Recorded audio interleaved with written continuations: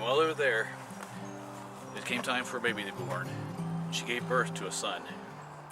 She wrapped him in cloths, laid him in a manger because there was no room in the inn. God had a messy plan to save the world.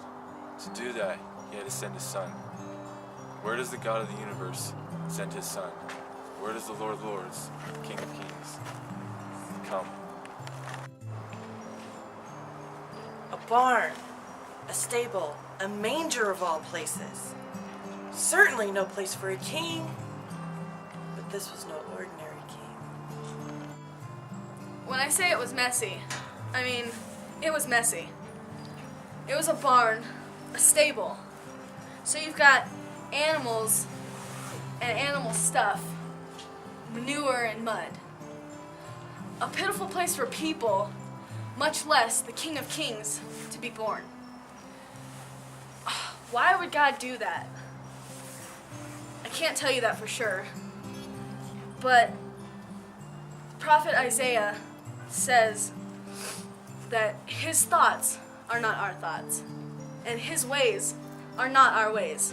But the same prophet, 400 years before, said, "All we like sheep have gone astray, and each of us our own way, and that the Lord has laid our own iniquities on him." You see, Jesus was born in a messy place. And a barn, well, it's messy. But he came to a messy world. Why? Because the shepherd was coming to take care of his sheep, to prepare a way for them to go home. That's what a shepherd does. He lives where the sheep are. He sleeps where they sleep. He eats where they eat. That got Jesus into a lot of trouble. Why did Jesus eat with sinners? Because that's what a shepherd does. An angel appeared to the shepherds in the field, saying, "This will be a sign to you. You will find a baby wrapped in cloth lying in a manger." A sign. Do you ever wonder what that sign was? Maybe it's a sign that Jesus is accessible to everyone. A sign that a God who owns the cattle on 1,000 hills could relate to a homeless person. Because Jesus never had a home. He never had a place to rest his head.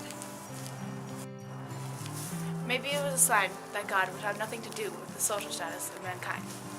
A sign that he detests the splendor of man because it is not worthy of him.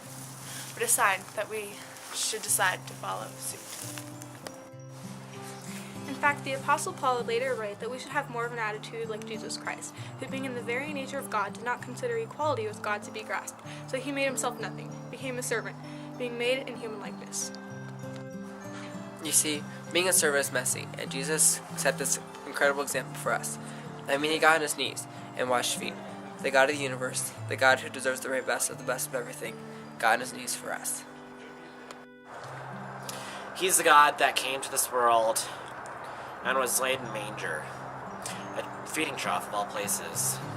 Now, why such a messy place? Because he was following such a messy plan. Needless to say, that very first Christmas, it was dirty, it was filthy, it was grimy. But thank God it was, because without it, What a mess we'd be in!